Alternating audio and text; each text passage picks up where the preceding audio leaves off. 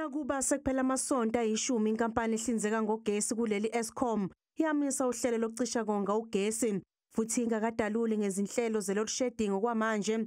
Kodwa namhlanje ezinye izakhamuzi ezakhele edolobheni laseGoli zibhekane nokucishelwa ugesi.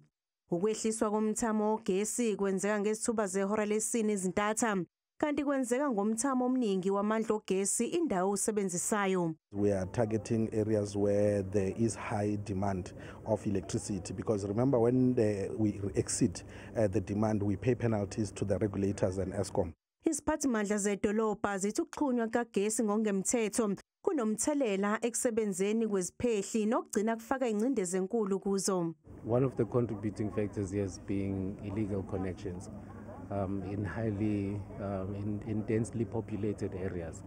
So as the city of Johannesburg, we would like to engage in intense stakeholder engagement with our communities, because I don't think that it would be the right approach for us to be punitive in terms of outright making sure that we cut everyone, but we have a gradual approach towards how we begin to educate our residents on how to use electricity first.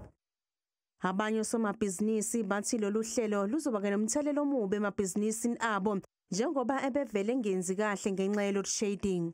People are scared in the night when it's dark. People are mugging people. There's always crime. So we're very disappointed. Kunxuswe idolobha ukuthi liqhamuke nezisombululo ukubhekana nenselele yokuxhunywa kagesi ngokungemthetho.